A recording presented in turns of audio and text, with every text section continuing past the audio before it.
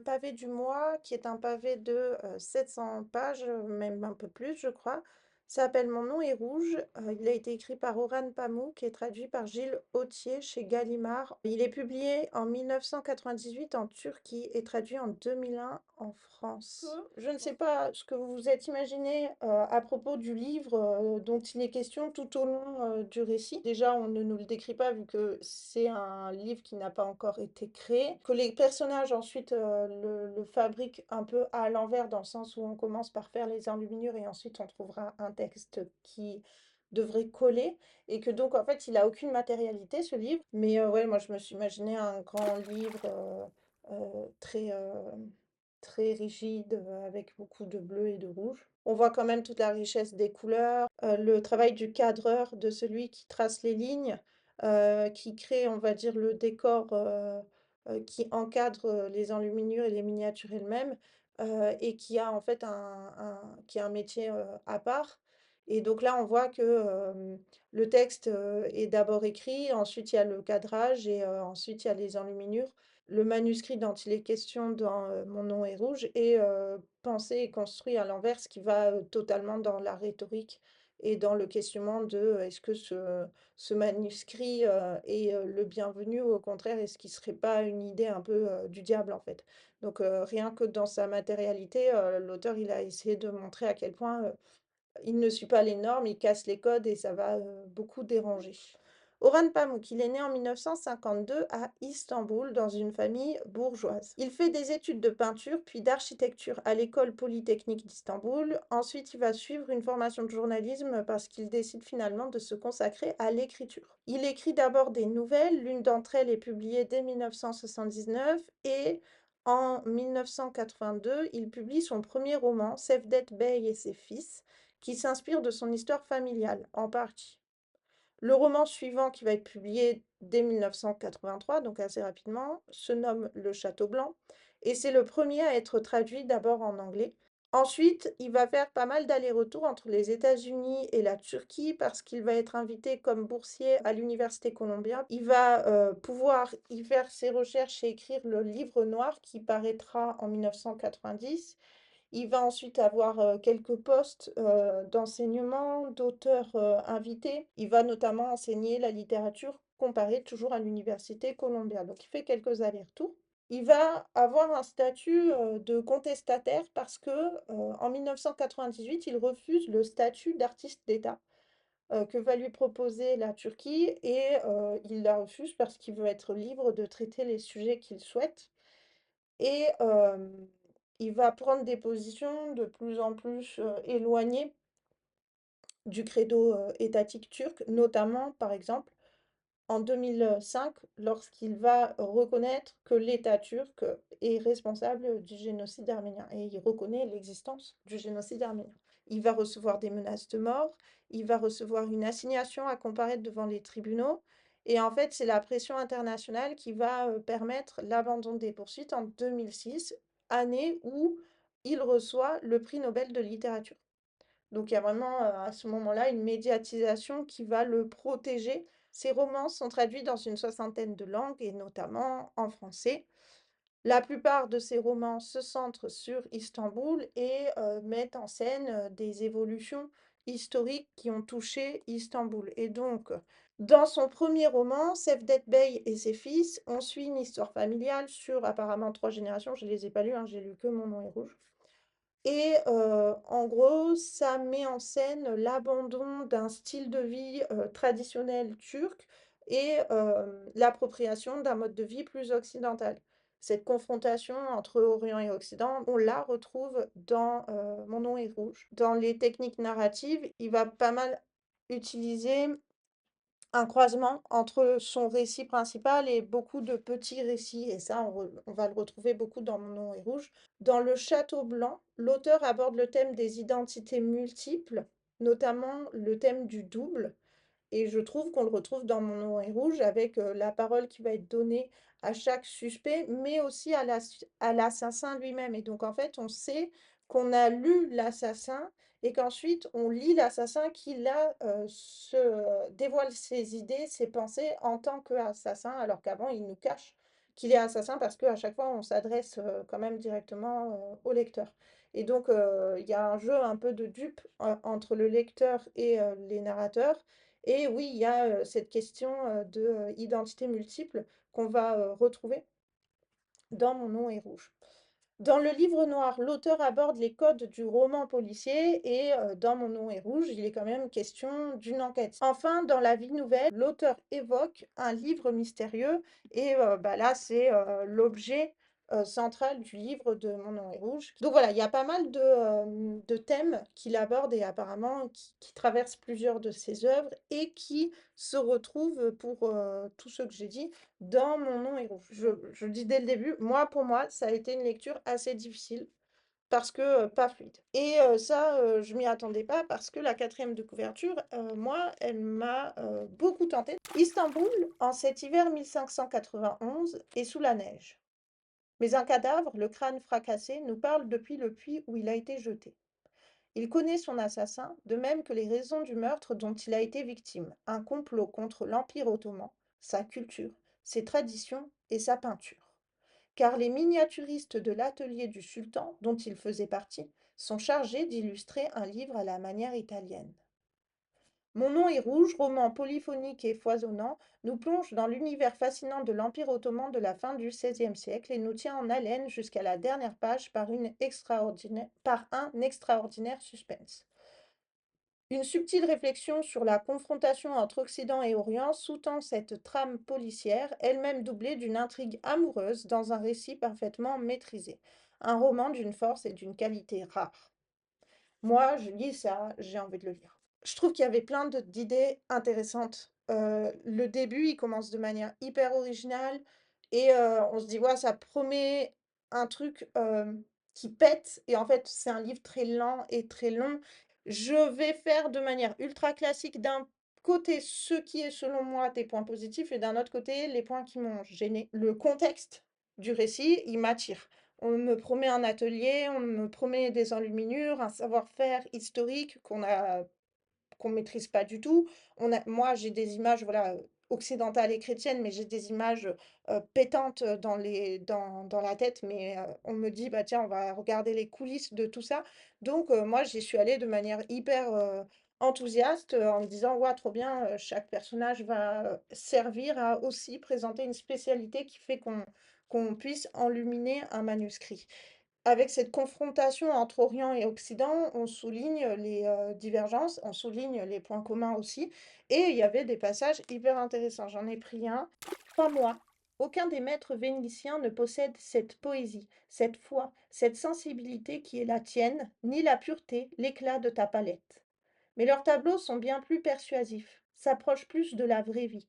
Au lieu de peindre comme du sommet d'un minaret, depuis assez de hauteur pour dédaigner ce qu'ils appellent la perspective, ils se mettent au contraire au niveau de la rue ou à l'intérieur de la chambre d'un prince pour peindre son lit, sa couverture, le bureau, le miroir, son guépard, sa fille, ses pièces d'or. Ils mettent tout, comme tu sais.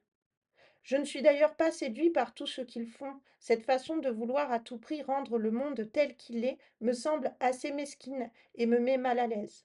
Mais il y a une telle séduction dans le résultat qu'ils obtiennent avec cette méthode, car ils peignent ce qu'ils voient, ce que leur œil voit, exactement comme ils le voient, alors que nous peignons ce que nous contemplons. En regardant leurs œuvres, on comprend tout de suite que c'est de cette seule façon que notre image peut subsister jusqu'au jugement dernier. Alors, la tentation est si forte que non seulement les Vénitiens, mais dans toute l'Europe, tous les tailleurs, bouchers, soldats, prêtres ou épiciers se font faire leurs portraits. Et tous ces portraits te donnent à ton tour envie de te voir toi-même différent de tous, sans personne semblable à toi, comme une création spéciale et toute particulière. Or cela, cette manière d'exister comme l'œil et non l'esprit, nous voit, la possibilité en est offerte par cette nouvelle méthode. Un jour, dans l'avenir, tout le monde peindra comme eux. La peinture ne s'entendra plus qu'en ce sens. Le pauvre tailleur stupide qui ne comprend rien à notre art exigera d'être peint ainsi, afin de pouvoir croire, en reconnaissant son nez grotesque et biscornu sur la toile, qu'il n'est pas le dernier goujat, mais une personne originale, unique. Ce débat de fond qui traverse tout le roman Il est passionnant, notamment parce que, bah, nous, ça nous fait, comprendre, je trouve, de manière un peu plus approfondie, certains interdits coraniques et cette volonté, en fait, de dire: «OK, tous les chevaux se ressemblent, mais en fait, c'est parce que, c'est l'essence du cheval telle que, vue par la divinité et pas, du point de vue humain où effectivement, il y a une perspective, il y a des détails supplémentaires», et en fait, j'ai trouvé que c'était un point fort de l'œuvre, que l'auteur, aborde sous différents angles puisqu'il va l'aborder par différents personnages, mais globalement, il répète pas mal le même dilemme, moral, religieux que, ça va, soulever pour des, personnes, qui vivent dans l'empire musulman. Il y a notamment, cette question de, l'individu et le groupe. De la place de l'artiste individu, face à un atelier groupe. À un moment donné, il y a la question de sa signature, vraiment littéralement, il a signé ou sa signature par, le style. Il a pas besoin de signer, on reconnaît son style, on sait qui est l'artiste qui a peint cette œuvre. Ça, c'est problématique, du point de vue des personnages, qui vivent dans l'Empire ottoman. Mais en même temps, en fait, ils reconnaissent que c'est ce qui va créer, la renommée d'un atelier et que, la, la limite, la frontière, elle se situe peut-être justement entre l'artiste qui est anonyme, mais qui va permettre quand même à un atelier d'avoir une petite patte différente qui fait que on va vouloir davantage, voir les œuvres de cet atelier plutôt qu'un autre. Parce que comme on est quand même dans un contexte d'empire, il y a une forte concurrence entre plusieurs ateliers et il y a plusieurs princes, mécènes qui font qu'eux-mêmes se font concurrence. Et d'ailleurs, le débat morale interne d'un artiste qui se dit, «Je veux peindre à la manière des Européens, comme ça je veux que tout le monde se dise, "Ah, c'est un tel qui a peint et c'est un tel qui est, plus fort que les autres"». Ça rejoint un peu le questionnement des princes qui, vont, valoriser un art pour avoir une renommée et il y a même un passage où il dit, bah, à la fin de leur vie, ils paniquent un peu parce qu'ils se disent qu'ils sont tombés, dans l'hubris et donc ils vont, au contraire, verrouiller cet art et les artistes vont devoir à ce moment-là repartir de zéro et c'est comme ça qu'il y a, des périodes où, tel art est à son apogée, puis il décline et il y en a un autre derrière qui arrive et cetera. Dès le début, il donne la parole à des narrateurs qui sont pas, classiquement des narrateurs. Donc voilà, le premier chapitre, c'est le cadavre qui parle. Donc j'ai trouvé ça, étonnant et je me suis dit: «Ouais, ça va être intéressant». Il y a d'autres chapitres où ça va être un dessin qui parle. Il y a d'autres chapitres où c'est une couleur qui parle, donc ça, moi, j'ai trouvé ça original. J'entends d'ici votre question. Qu'est-ce donc qu'être une couleur? C'est le toucher de la pupille, la musique du sourd-muet, la parole dans les ténèbres. Parce que depuis 10 000 ans, j'ai entendu les chuchotis des âmes, de tous les objets, dans les livres, à longueur de page, qui résonnent comme le vent dans les nuits de tempête. Je puis vous dire que ma caresse, pour eux, est comme celle des anges. J'amuse, de mon côté lourd, vos yeux levés vers moi. De l'autre, je prends mon essor dans l'air suivi de vos regards. Quelle chance j'ai d'être le rouge. Je suis le feu, je suis la force. On me remarque et l'on m'admire et l'on ne me résiste pas. Car je dois être franc. Pour moi, le raffinement ne se cache pas dans la faiblesse, pas dans la pusillanimité, mais réside dans la fermeté et la nette résolution. Je m'expose donc au regard. Je n'ai crainte ni des couleurs ni des ombres, encore moins de la foule ou de la solitude. Je jouis de prendre une surface offerte à mon ardent triomphe. Je la remplis, je m'y répands. Les cœurs s'emballent, le désir augmente, les yeux s'écarquillent et tous les regards étincellent. Regardez-moi, c'est bon de vivre. Voyez comme c'est bon de voir. Vivre, c'est voir. On peut me voir en tout lieu, croyez-moi. La vie commence, la vie s'achève toujours avec moi. Dernier point positif, bah, le côté enquête avec ce phénomène de récit choral, bah, moi j'aime bien parce que du coup vraiment ça nous permet d'essayer de trouver, donc d'être un petit peu acteur de ce qu'on lit. En plus, vu que le récit était lent, bah, ça permettait aussi de dire, bah, tiens, attention, peut-être il y a des tout petits indices égrenés par-ci par-là. En fait, il y avait trois suspects quand même. Il y a plus de personnages que de suspects, mais très vite on sait que ça se joue entre trois personnes. Il y a un effet un peu huis clos. Il y a ce côté un peu, on tourne en rond, on change pas vraiment de mood, d'ambiance et on reste dans les mêmes lieux. Autant au début, on découvre Istanbul, mais après, j'ai trouvé qu'on restait vraiment toujours, dans les mêmes lieux, très fermés et voilà. Moi, ça m'a donné une ambiance un peu à la huis clos et donc je trouvais que ça pouvait être intéressant. Malheureusement, moi, j'ai trouvé que l'identité de l'assassin, elle est, facile à trouver. Alors je passe aux points qui m'ont gênée. Il y a beaucoup de répétitions, tant, dans le contenu, on répète les mêmes choses, que dans la manière de faire. Donc dès qu'il y en a un qui, croise une enluminure et quand on est enlumineur, ça arrive souvent, ben, on sait qu'on va avoir un conte. À la fin, c'était trop lourd. Au début, tu dis: «Ah trop cool» et puis au bout de la troisième, tu dis: «Mais c'est pas le même conte qu'on m'a raconté, mais on me dit la même chose. Je pourrais pas dire pour moi que c'est un roman historique». D'autant plus que les personnages masculins, qui sont quand même, la plupart des narrateurs de ce roman, ben, en fait, ils sont complètement anachroniques, je trouve, ne serait-ce que dans la manière de s'exprimer. D'ailleurs, je crois que dès le début, il y en a un qui le dit, parce qu'ils sont hyper grossiers, mais avec des grossièretés actuelles.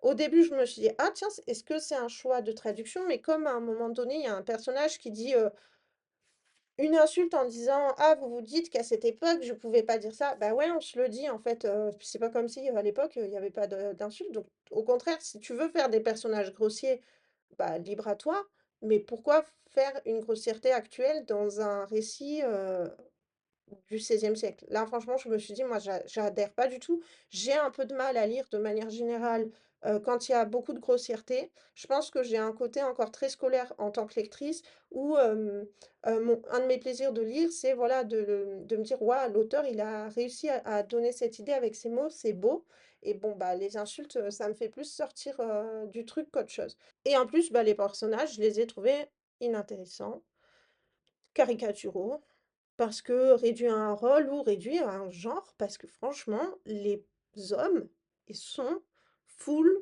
relous. Mais c'est quoi ces personnages masculins? Ils objectivisent tous ceux qui bougent. C'est incroyable. Dès qu'il croise un jeune homme, ah, on sait qu'il a des lèvres douces et des machins trucs. Dès qu'ils imaginent une femme, ils sont dans un fantasme. Et puis ils sont lourds tous au même niveau sur les mêmes choses. C'est tous le même moule. Et t'es là, mais c'est pas possible. C'est quoi ces personnages? Il y a tellement d'allusions sexuelles que moi ça m'a saoulée. Mais vraiment, j'étais là. Dès que je voyais le début du chapitre où je savais que c'était un personnage masculin qui me parlait, j'étais là: «Oh non», parce que je sais que voilà, il va y avoir un jeune garçon, qu'il va y avoir un fantasme féminin, qui va oh, c'est pas possible, quoi. En miroir, il y a Sékou. My God! Pas plus facile à lire que les hommes, hein. Je relis la quatrième de couverture.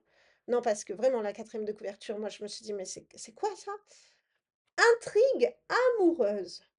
Non, quand il fait un personnage féminin qui est censé être central au récit, bon, bah, il l'objectivise, il la sexualise, elle est bête, elle n'a aucune agentivité, elle se plaint d'un truc qui, au fond, l'arrange.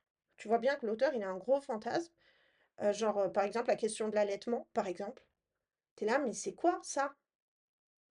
C'est quoi, dès qu'elle va penser allaitement, cette femme n'est pas enceinte, hein, mais dès qu'elle va penser allaitement, c'est en sexualisant le truc. Et elle mélange ses enfants, genre, en plein acte. Elle va dire: «Je ressens uniquement du plaisir parce que j'entends mes fils jouer». Bah, ça, c'est la fin en plus, tu es là. Quand j'ai vu qu'on finissait du point de vue de cette femme, j'étais là: «Oh mon Dieu, il va clore le récit sur». T'as vraiment l'impression que chez Courret, c'est sa poupée gonflable et qu'il a fait ses petits fantasmes avec elle et tu là: «Mais c'est pas possible» et alors ça, je suis désolée, il aurait pu avoir tellement plein d'autres points positifs, mais ça, je sais que moi, ça m'a burk. Et entre les hommes où tu es la caricature de la sexualité par la domination, tout ce que tu veux, et en face, le seul personnage féminin central, parce que pour moi, Esther, elle est quand même assez satellite, tu es là, mais gars, les personnages, voilà, moi, c'est pas que je les ai trouvés inintéressant dans le sens fade ou quoi, moi, je l'ai trouvé dégueu. Souvent, je me dis: «OK, c'était il y a 20 ans» et je sais qu'aujourd'hui, on est vachement plus pointilleux sur, beaucoup de représentations de personnages. Mais là, même sans l'être, je trouve que c'était assez évident à voir et qu'on nous vende ça comme une histoire d'amour, je me suis dit: «Mais non!» La quatrième de couverture qui est très mensongère. C'est pas une belle histoire d'amour, l'enquête policière, elle est nulle, le roman historique est pas assez creusé. Voilà, en fait, je me suis dit: «Mais je comprends pas trop, c'était quoi le but de l'auteur?» Est-ce que c'était vraiment nous immerger dans un milieu historique, ultra particulier avec un art? Bah, au final, moi, c'est pas ce que je retiens parce que bon, j'ai été tellement perturbée par d'autres choses qu'au final, franchement, je retiens assez peu de choses sur les enluminures. Et comme il y a un côté ultra répétitif, bah, il y a un côté barbant, désolée, hein, qui du coup j'ai pas accroché. Est-ce que c'était faire une enquête? Bah, la tension, elle a pas fonctionné pour moi, alors que j'ai joué le jeu de l'enquête où vraiment je me suis dit: «Allez, c'est qui et tout?» parce que j'aime bien faire ce genre de choses. Est-ce que c'était faire des, récits croisés entre le récit choral, tous les petits contes qui viennent s'ajouter et donc faire un peu un récit mosaïque? Auquel cas, moi, je trouve que c'est pas assez équilibré. À un moment donné, on en a marre, alors que ça peut être intéressant. Est-ce que c'est de faire un roman historique? Moi, là, je suis passée à côté, à cause de la grossièreté, à cause de tous les fantasmes d'hommes, actuels sur ces personnages, là. Voilà, donc désolée, désolée, mais j'ai pas adhéré.